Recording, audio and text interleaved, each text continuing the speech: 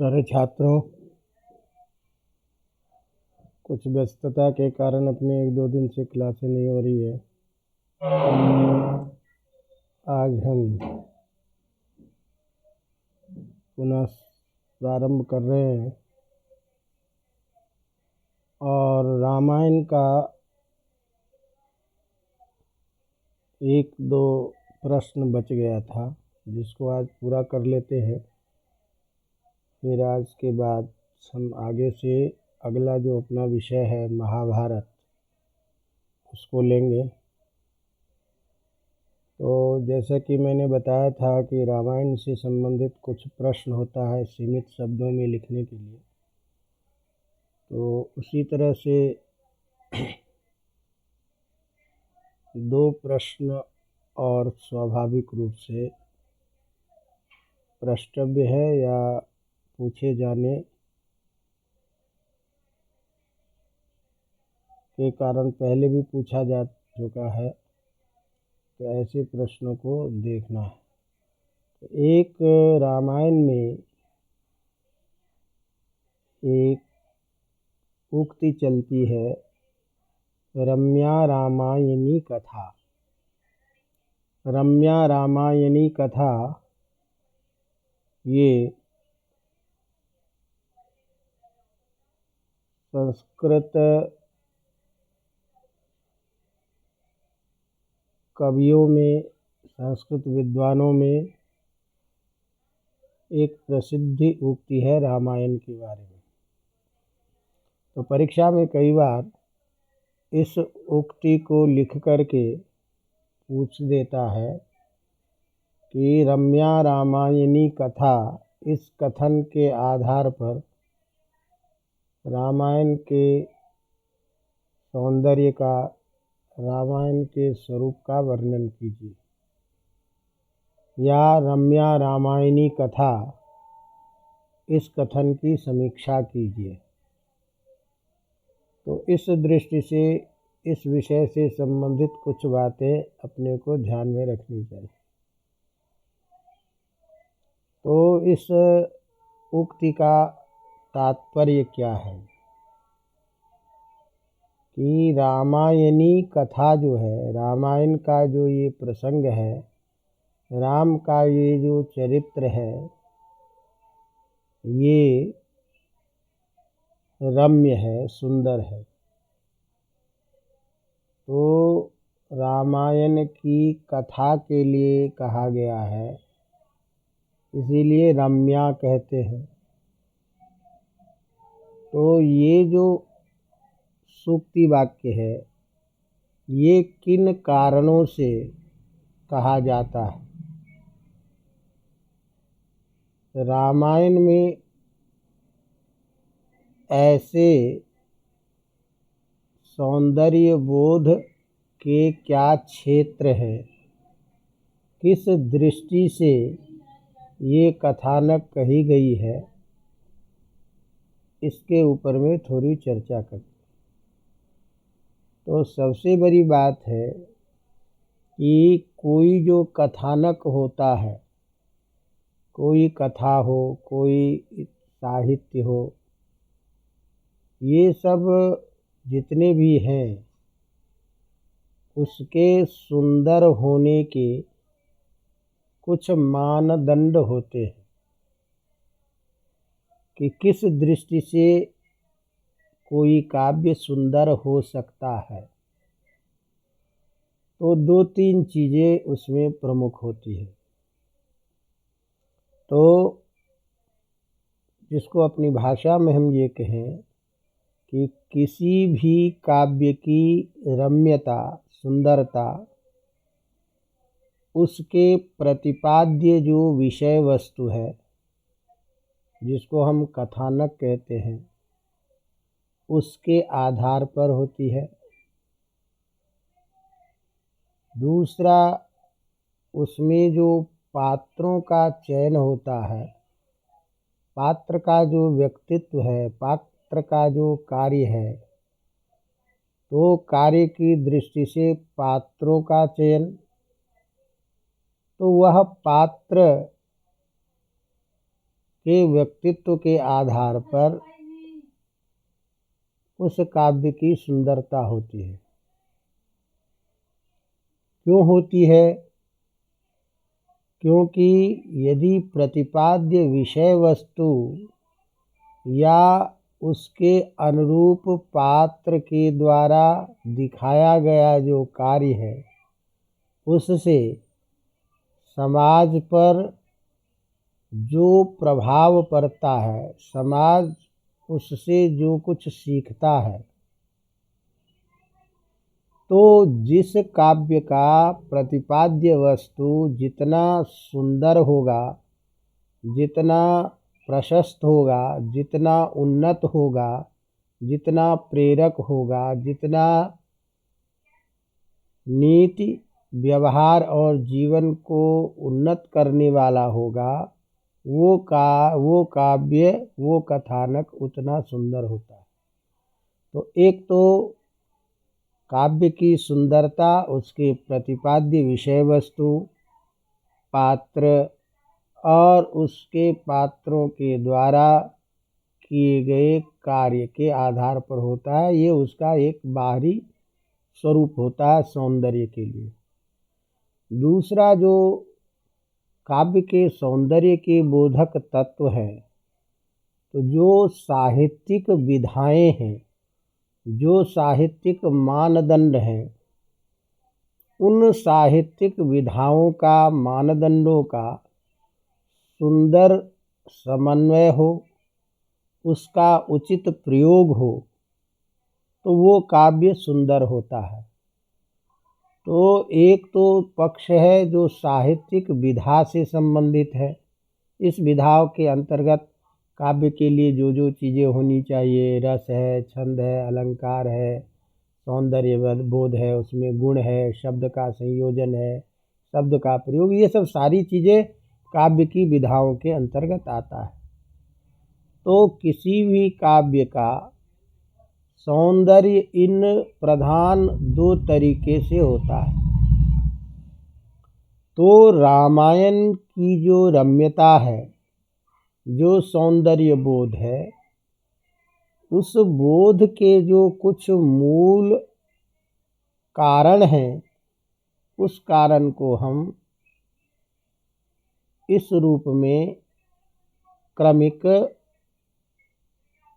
अलग अलग बिंदु के आधार पर बता सकते हैं। तो जिसमें पहला जो हमारा पक्ष था प्रतिपाद्य विषय, तो संक्षेप में यदि ये कहें कि रामायण का प्रतिपाद्य विषय अत्यंत सुंदर, उदात्त और श्रेष्ठ व्यक्ति का कथानक है, श्रेष्ठ व्यक्ति के चरित्र का निर्माण या चरित्र का वर्णन है, उनकी क्रियाओं का वर्णन है। तो प्रतिपाद्य वस्तु की दृष्टि से यह अत्यंत सुंदर विषय वस्तु है। समझ में आ रही बात?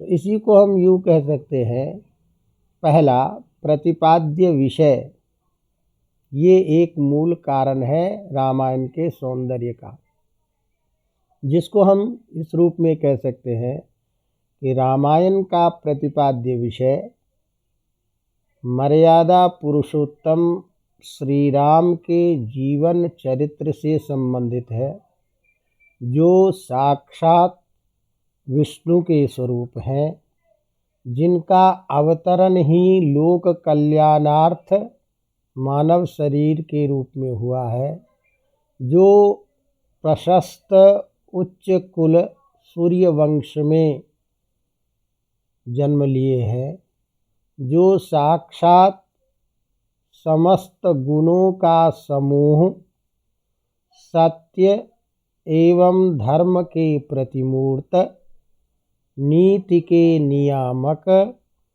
दृढ़व्रती, सभी का हितचिंतक, सभी कार्यों में समर्थ, अत्यंत सुंदरता से युक्त, सुंदर स्वरूप वाला, प्रिय दर्शन और पराक्रमी तथा उन्नत क्षत्रिय कुल में उत्पन्न सभी के आदर्श स्वरूप है। तो चूँकि इतने श्रेष्ठ नायक के जीवन चरित्र का वर्णन है, इसीलिए सभी के आराध्य, सभी के लिए स्वीकार्य, सभी के लिए अनुसरण करने योग्य व्यक्तित्व का चरित्र चित्रण इस रामायण का प्रतिपाद्य विषय होने के कारण, लोकोत्तर व्यक्तित्व विशिष्ट मानव का चरित्र इसका प्रतिपाद्य विषय होने के कारण रामायण की कथा स्वतः अत्यंत रम्य और अनुकरणीय होता है। अनुकरणीय होना इसका स्वाभाविक है। तो पहला कारण कि ऐसे लोकोत्तर विशिष्ट गुणों से युक्त प्रशस्त व्यक्ति का चरित्र चित्रण प्रतिपाद्य है। तो उनके द्वारा किया गया जो आचरण है, वह आचरण समाज को प्रेरणा देने वाला, समाज को उन्नत जीवन देने वाला, समाज को अपने जीवन में कर्तव्यों का निर्वहन और अपने जीवन को कठिन परिस्थितियों में भी किस तरह से धैर्य के साथ में आगे बढ़ा जाए, इसका संदेश देने वाला है। अतः सभी लोगों के द्वारा ग्राह्य चरित्र का चित्रण होने के कारण रामायण की कथा अत्यंत सुंदर है। एक तो ये प्रतिपाद्य वस्तु। दूसरा हमने क्या कहा कि पात्रों का उदात्त चित्रण। जिस काव्य का पात्र अपने पात्र के अनुकूल आचरण करता है, वह पात्र, उस पात्र का व्यक्तित्व उतना प्रशस्त होता है और उन पात्रों के द्वारा किया गया कार्य उतना ही हृदयग्राही और स्वीकार्य होता है। तो दूसरा कारण है उदात्त पात्रों का उदात्त चित्रण। तो रामायण के सभी पात्रों का चरित्र पात्रों के अनुसार अत्यंत उन्नत और उत्कृष्ट रूप में वर्णित है। चाहे सत्य एवं धर्म पर चलने में श्री राम का चरित्र हो, सहधर्मिणी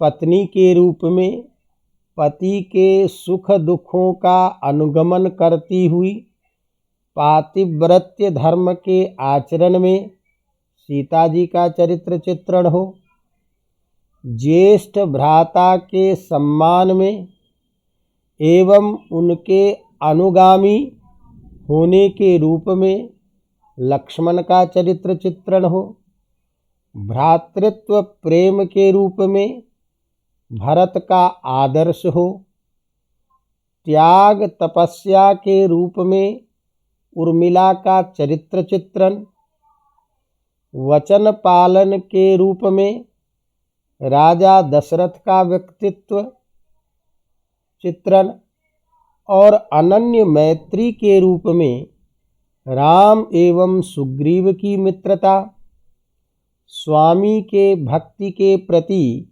समर्पित श्रद्धावान हनुमान का चरित्र, अपने वंश के अनुरूप अतुल पराक्रम के रूप में रावण का भी जो कुलानुसार चरित्र चित्रण है, उसका ही वर्णन क्यों न हो।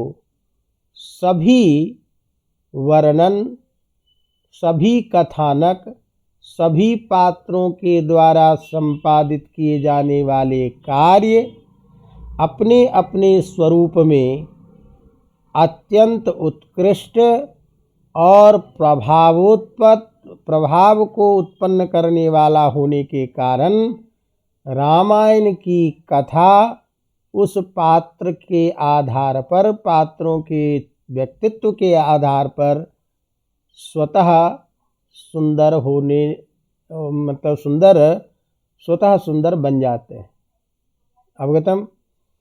तो इस दृष्टि से हम देखते हैं कि रामायण का जो उदात्त पात्र का व्यवहार है या पात्रों का जो उदात्त कार्य है, जिस कार्य के कारण कथा का सौंदर्य, कथा का अनुरूप अपनी क्रियाओं के साथ जो तालमेल है, जो क्रियाओं के साथ में एक समन्वय है, उस दृष्टि से भी रामायण की कथा अत्यंत सुंदर हो जाती है।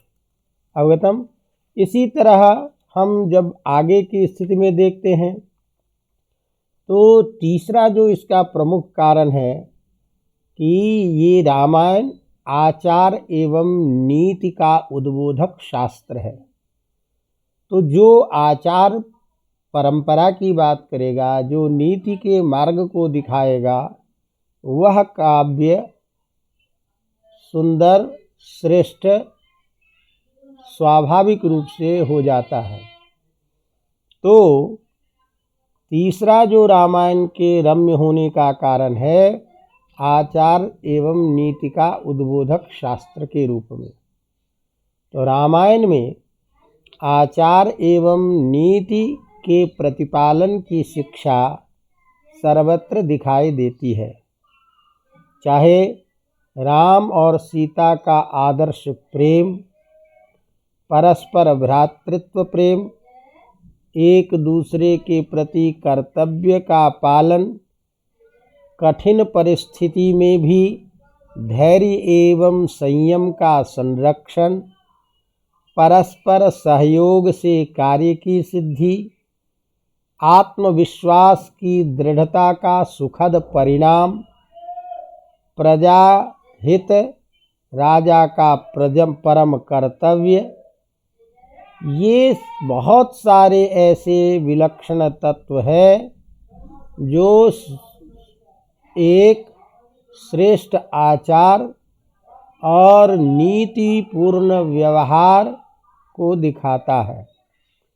इसीलिए इस प्रकार का संदेश रामायण के प्रतिपद विषय वर्णन की दृष्टि से, कार्य की दृष्टि से सब जगह दिखाई देता है, जिससे रामायण की कथा आचार एवं नीति का मार्ग दिखाने वाला, आचार एवं नीति के मार्ग पर अनुसरण करने वाला, प्रेरित करने वाला ये काव्य है और ये उसकी कथा है। इसीलिए जो व्यक्ति को सही आचार का निर्देश करे, नीति के अनुसार जीवन जीने की शिक्षा दे, वह कथा विषय वस्तु की दृष्टि से भी और सामाजिक मूल्यों की दृष्टि से भी सबके द्वारा स्वीकार्य होता है, सभी के लिए हृदयग्राही होता है।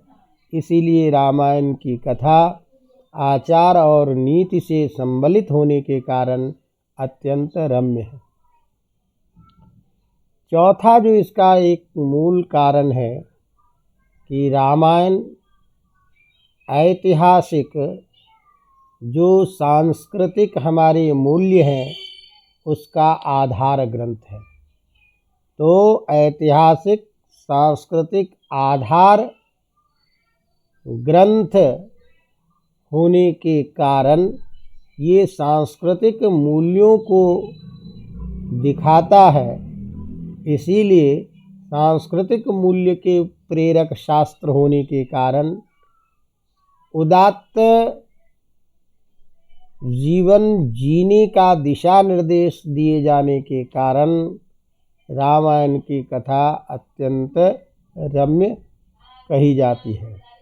तो भारतीय संस्कृति में धर्म, संस्कृति, नीति, आचार, व्यवहार, राजनीतिक दृष्टि से समस्त राष्ट्र की अभिवृद्धि की संकल्पना, उनके हित का चिंतन, स्वामी के रूप में आदर्श राजा तथा उसके प्रजा का परस्पर संबंध आदर्श संबंध के रूप में, और ऐतिहासिक काव्य की दृष्टि से रामायण आदि काव्य तथा लोकोत्तर जो उत्कृष्ट गुणों से युक्त होने के कारण रामायण सर्वोत्कृष्ट महाकाव्य के रूप में प्रतिष्ठित है।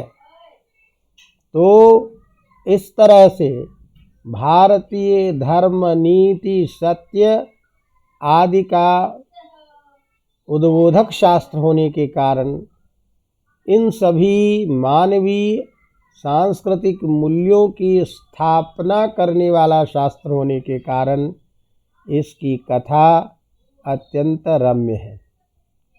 ये सारे जो इसके रम्यता के ये पात्र, विषय वस्तु आदि के चयन से संबंधित उदात्त स्वरूप होने के कारण सौंदर्य के रम्या रामायणी कथा के प्रति कारण है। साहित्यिक मूल्य को यदि हम संक्षेप में देखें तो रामायण का काव्यशास्त्रीय साहित्यिक वर्णन समस्त परवर्ती अन्य काव्यों का मानदंड निर्धारित करने वाला शास्त्र है। तो सभी परवर्ती काव्यों का काव्यशास्त्रीय गुणों, काव्यशास्त्रीय जो मूल्य, काव्यशास्त्रीय जो तत्व है, उसका पथ प्रदर्शक शास्त्र यह रामायण है। तो उन्नत काव्य के रूप में चाहे शब्द का संयोजन हो, कथानक के अनुकूल घटनाओं का, प्राकृतिक स्वरूपों का चित्रण हो, काव्यात्मक स्वरूप की दृष्टि से गुण, रस, छंद, अलंकार का सुंदर समायोजन और परस्पर संवाद के अनुरूप शब्दों का प्रयोग, तो विभिन्न अलंकारों से युक्त, रस से परिपुष्ट और कथानक के अनुसार गुणों के अनुरूप शब्द का संचयन और स्पष्ट विषय का प्रतिपादन, जिससे कोई भी काव्य सुंदर होता है, उन सभी धर्मों से, सभी गुणों से युक्त होने के कारण रामायण की कथा अत्यंत रम्य है। इस प्रकार यदि हम देखते हैं तो सभी दृष्टियों से रामायण की कथा रम्य होने के कारण ही और जननी जन्मभूमिश्च स्वर्गादपि गरीयसी इत्यादि प्रसिद्ध सूक्ति वाक्यों के द्वारा अपने राष्ट्र और अपनी माता के प्रति जो एक आदर्श भाव, जो उसके संरक्षण के प्रति मानवीय कर्तव्य होते हैं, उन समस्त नीति के स्रोत ये रामायण महाकाव्य। इसीलिए जब लक्ष्मण को वान लगता है, लक्ष्मण मूर्छित होते हैं, सीता जी का परित्याग होता है, तो जगह जगह देखते हैं कि राम के द्वारा उन नीति वाक्यों के द्वारा कुछ न कुछ प्रेरणा सबको देते रहते हैं। तो विह्वल होकर के कहते हैं राम, अपि स्वर्णमयी लंका न मे लक्ष्मण रोचते, जननी जन्मभूमिश्च स्वर्गादपि गरीयसी। चाहे कितनी भी सोने की लंका या कितना भी हो, यह कुछ भी सुंदर नहीं लगता है जहाँ अपनी जन्मभूमि और जननी स्वर्ग से भी बढ़कर होती है। भाई के प्रसंग में देखते हैं तो कहते हैं, यत देशे देशे कलत्राणि देशे देशे च बांधवाः तम तो देशम न पश्यामि यत भ्राता सहोदरा। विभिन्न कथानकों का जितना मार्मिक और सुंदर चित्रण रामायण में देखा जाता है, प्रायः किसी भी ऐसे काव्य में उदात्त वर्णन, जो जिसका स्वरूप है उसका वर्णन उसी रूप में, उदात्त रूप में देखा जाता है। चाहे पराक्रम की बात हो तो मेघनाद का पराक्रम, रावण का शौर्य बताना हो तो उसी अनुरूप वर्णन, हनुमान के विभिन्न बुद्धि पराक्रम बल के वर्णन की दृष्टि से देखा जाए तो उसी अनुरूप कार्य की सिद्धि, सीता जी के त्याग और उनके धैर्य की परीक्षा देखी जाए तो विभिन्न राक्षसों के द्वारा विभिन्न प्रकार के प्रलोभनों से भी कभी विचलित नहीं होना। तो ये सारे के सारे कथानक ऐसे हैं जिसका वर्णन सुंदर उस काव्य शास्त्रीय ढंग से किया गया है। तो इस तरह से प्रायः सभी दृष्टि से रामायण की कथा, रामायण का विषय वस्तु, रामायण का चरित्र चित्रण, रामायण से प्राप्त होने वाला संदेश, ये सभी अत्यंत रम्य है। इसीलिए रामायण के सभी पक्षों के अत्यंत रम्य होने के कारण ये कथा प्रचलित है कि रम्या रामायणी कथा। तो इस तरह से यह सभी दृष्टि से अत्यंत सुंदर होने के कारण रम्या रामायणी कथा, यह उक्ति सर्वथा चरितार्थ है और इन सभी पक्षों की दृष्टि से यह सूक्ति प्रचलित है कि रामायण की कथा अत्यंत रम्य है। इसीलिए भोज का कथन है कि मधुमय भणती नाम मार्गदर्शी महर्षि। ये अर्थात रामायण जो है महर्षि वाल्मीकि का मधुरमय काव्य शैली का प्रवर्तक काव्य है। इसलिए इन सारे पक्षों को देख करके रामायण के बारे में यह प्रचलित सिद्धांत है कि यावत् स्थास्यन्ति गिरयः सरितश्च महीतले तावद् रामायण कथा लोकेषु प्रचरिष्यति।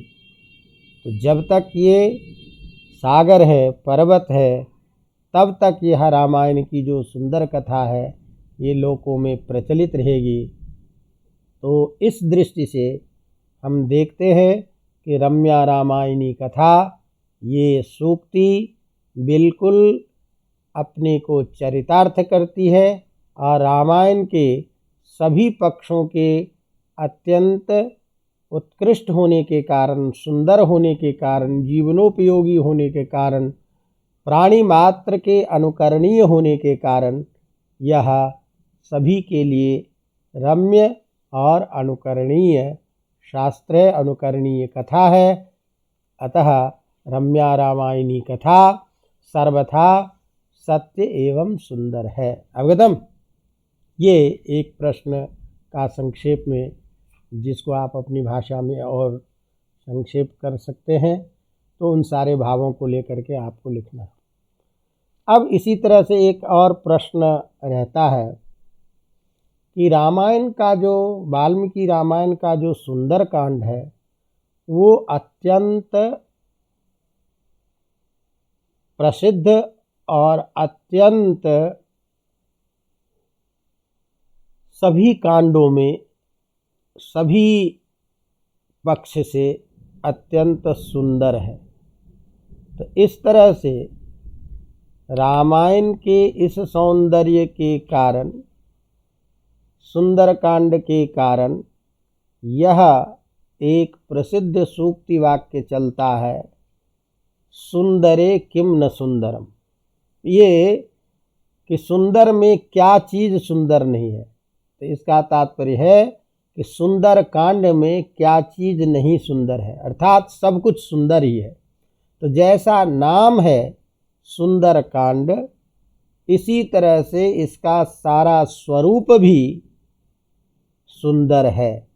तो आपकी परीक्षा में कई बार ये एक प्रश्न आ जाता है कि सुंदरे किंग न सुंदरम, इस सूक्ति के आधार पर सुंदर कांड के विषय वस्तु की समीक्षा कीजिए या सुंदर कांड के सौंदर्य को सौंदर्य बोध की विवेचना कीजिए। तो इस तरह से एक प्रश्न है जिसकी हम चर्चा करना चाहते थे, लेकिन चूँकि समय कुछ विपरीत हो जाने के कारण लाइट चली गई है, तो इसीलिए इस कथानक को आज यहीं विश्राम देते हैं।